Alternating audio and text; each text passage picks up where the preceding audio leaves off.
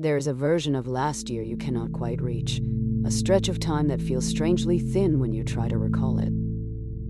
Not forgotten exactly, just oddly out of focus, like a room you know you walked through but cannot furnish. You have also had the opposite problem. The harder you try not to think about something, the louder it gets. Both of these, Freud insisted, are the same mind doing the same job, deciding what you are allowed to know about yourself. He gave that job a name and called it the very first thing the mind ever learns to do. Freud's patients kept arriving with symptoms that made no physical sense. A paralyzed arm, a lost voice, fears with no visible cause. His patient, Anna O., is the case that started it all. Memories too distressing to hold consciously, resurfacing instead as physical illness. Working with his colleague, Joseph Breuer, Freud found that when Anna O. put a symptom into words and traced it back to its origin, the symptom itself would often simply disappear. Even the Anna O. case itself was contested by Freud's own contemporaries and later historians, who argued Breuer's account overstated how completely her symptoms actually resolved. Freud's explanation: the mind had pushed the unbearable material out of awareness entirely, without her ever choosing to. He was careful to separate this from something that looks similar but is not, consciously deciding to not think about something. That conscious effort he called suppression, the automatic, unconscious version, invisible even to the person doing it, he called repression. In his system, repression was not just one defense among many. It was the foundation the others were built on top of. It is worth naming plainly that Freud's own evidence for repression came from a small number of individual cases, richly described but heavily interpreted, not from anything resembling a controlled study. Little Hans, the boy whose horse phobia became one of Freud's other founding cases, is a good example. A single clinical encounter, described in rich detail, interpreted through a theory the child himself never confirmed. Freud himself later revised the idea. In his mature writing, repression mainly meant pushing away an unacceptable impulse, wish, or fantasy, not necessarily a literal memory of an event. That later, narrower version of the idea is closer to what modern science can actually confirm than the dramatic buried trauma story most people picture. A century later, cognitive scientists went looking for this mechanism in the lab and found something real, though not quite what Freud described. Directed forgetting experiments are the clearest result. Told to forget a specific memory, people reliably get worse at recalling exactly that one. This is real and repeatable, but notice what it actually is: a fairly modest, short-lived effect on one item at a time, not a whole traumatic year vanishing. Notice the fine print here too. The strongest lab evidence covers neutral or mildly negative material, not the severe trauma the popular story is actually about.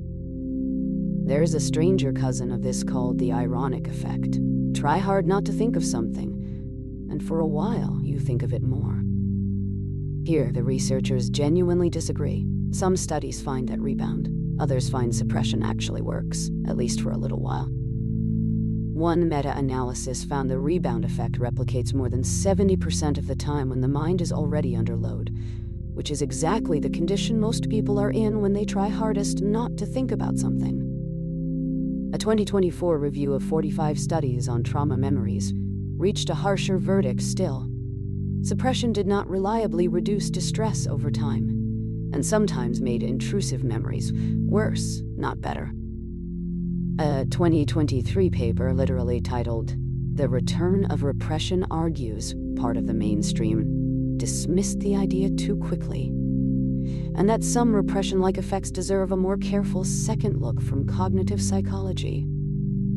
What is not in dispute is that something in the brain is doing active, effortful work to keep certain material from surfacing. The classic lab version of this is simple. Give someone a list of words, tell them halfway through to forget the first half, and test them later on both halves. People reliably recall the second half better than the first. Real, repeatable evidence that a deliberate instruction can measurably change what the mind holds on to. But that test only ever uses neutral or mildly unpleasant words, never anything close to real trauma, which is exactly the gap the stronger claim tries to leap across. Now, the part this episode cannot skip, because it is where Freud's idea did the most real-world damage. In the 1980s and 90s, therapists began treating adults for memories of severe childhood trauma that only surfaced, fully formed, inside therapy itself. The theory: repression could bury an entire traumatic history intact, for decades, ready to be recovered whole the moment the right question was asked. That strong version of the claim is now scientifically discredited. Professional psychological associations no longer endorse recovered memory therapy. The suggestive questioning used to recover these memories turned out to be very good at manufacturing detailed, sincerely believed memories of events that never happened. Psychologist Elizabeth Loftus built a research career showing exactly how this goes wrong, implanting entirely fictional childhood memories in ordinary volunteers, who then insisted, with real conviction, that the events had happened. Real people lost real relationships and real freedom over memories that careful follow-up investigation could not corroborate. The American Psychological Association's actual position is more careful than a flat denial. It does not say ordinary forgetting never happens. It warns specifically against therapists suggesting that a recovered memory must be accurate. Even the term false memory syndrome carries its own contested history, used at times in custody and abuse litigation to cast doubt on genuine accusers. So this is not a purely tidy, settled science story either. That contested history cuts both ways. The same skepticism that debunked false recovered memories has, in a few real cases, also been used to cast doubt on accusers whose memories were genuine. So here is the honest line this series keeps drawing. Motivated forgetting of a single item under lab conditions, well supported. An entire trauma vanishing and returning intact, not supported. Freud himself never claimed anything as strong as what recovered memory therapy later did in his name, worth remembering before dismissing him for it entirely.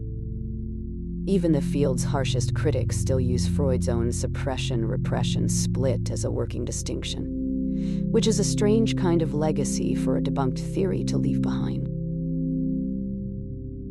Which is exactly why this episode asks you to hold pattern noticing, not memory archaeology. The amateur version of recovering a memory is where the real damage happened. So what do you actually do with a mechanism you cannot consciously observe by definition? Notice the pattern instead of the content, topics you reliably change, feelings that arrive as a headache instead of a thought, gaps that feel oddly smooth. None of this requires digging for a buried memory. It only requires getting curious about your own avoidances as they happen. If a memory genuinely does resurface later in life, treat it the way good clinicians now do, with real care and without assuming it arrived perfectly intact. Strip away the overreach, and what is left is genuinely useful. Your mind is already editing what reaches you all the time, without asking permission. That is not a flaw to fix. It is the first and oldest tool the mind has for staying functional in the face of too much at once. Next episode, we open the rest of the toolbox. The fuller family of defenses repression makes possible, from denial to sublimation. This week, notice one thing you reliably steer around in conversation, and just get curious about why, gently. That is repression, the mind's first, oldest, and most quietly powerful line of defense.